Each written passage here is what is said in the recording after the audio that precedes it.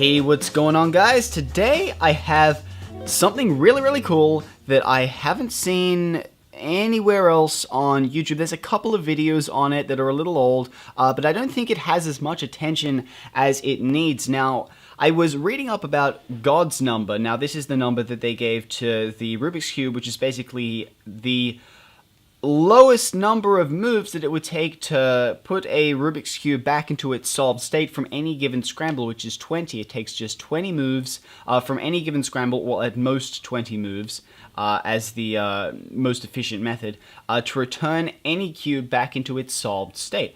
Now, I found this to be very interesting, but of course, it does take more moves than that to return a cube back into its solved state because we use algorithms, and those algorithms have a set number of moves. So usually it would be like... well, actually, I don't know how many moves it would take on average. If someone can let me know what that is, let me know in the comment section below. I'd really be interested in hearing about that. But I also found, after doing a little bit of digging, that it turns out these same people that figured out that it takes 20 moves to bring a Rubik's Cube back into its solved state from any given scramble, they also found an algorithm that can be applied to the Rubik's Cube on any angle, on any orientation of any scramble that will have the cube pass through its solved state.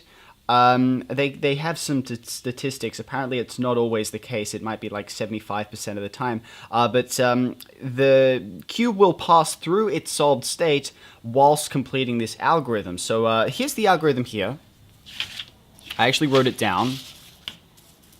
So I had to put a grid there so I could actually follow it because it was kind of getting jumbled up. So we have L, R2, B, L prime, R, U2, F2, L, B, D, U2, B, L prime, R2, B2, L prime, D2, U, L prime, B2, U2, R2, B, D2. Long algorithm, 25 steps long, but this algorithm, if applied to any scrambled cube on any axis or any orientation, it will turn the cube back into its solved state. So let's give it a try. So I got a cube here. I'm just going to give it a scramble because I don't have a scrambler here right now. And I think that should be good enough. Alright, so let's just give this a try and see where it ends up. Okay, so let's try the algorithm. So let's do L, R2, B,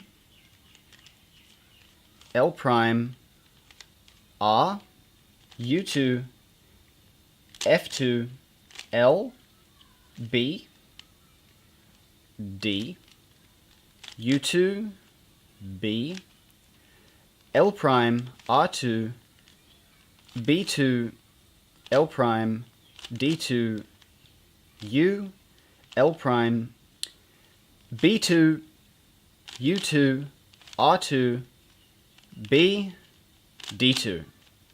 And there you have it, back into its solved state, which I think is rather interesting. I've been messing around with this all night, and I was pretty surprised to see that it actually works. That's actually a very rare case where you get right to the end of the algorithm. Usually, it will pass through its solved state at any given point on this algorithm, so you could probably get like 9 or 10 steps in.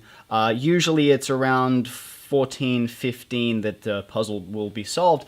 Just to prove that this works, I'm going to do it again. So let's just do another scramble here. You can try this at home. You can try this at home right now. If you have a Rubik's Cube, then you can give this a try yourself. If it's already scrambled, then you can follow along with me and give this a try. So let's just do a load of scrambling here. Okay, so that looks pretty good. So let's give this another try.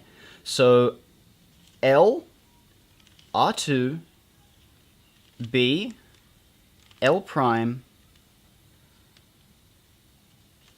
R, U2, F2, L,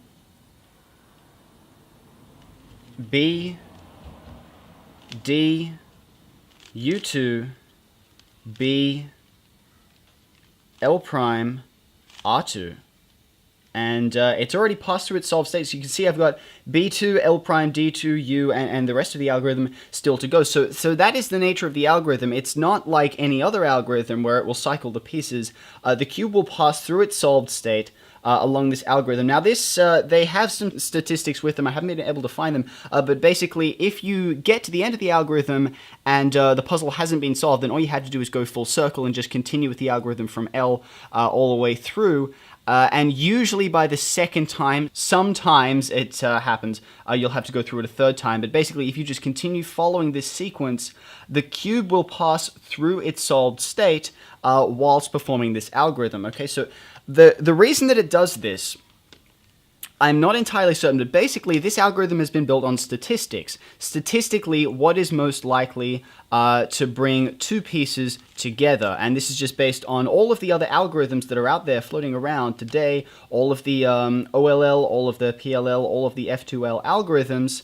They all come together, and statistically, with this sequence of notations, you are more likely to get a, to bring just a couple of pieces together, so it will bring 2 or 4 pieces together. And the reason that it solves the puzzle is because at some point in this process, these clusters of pieces will line up into their solved state, which I think is rather interesting. Now, I don't understand the entirety of it. If you understand this more than I do, then please provide a detailed explanation below, because I am not, set up for explaining this kind of stuff. I don't have my head kind of wrapped around it. But anyways, hope you guys found this video informative. Give this a try for yourselves. Thank you guys for watching, and I'll see you all next time.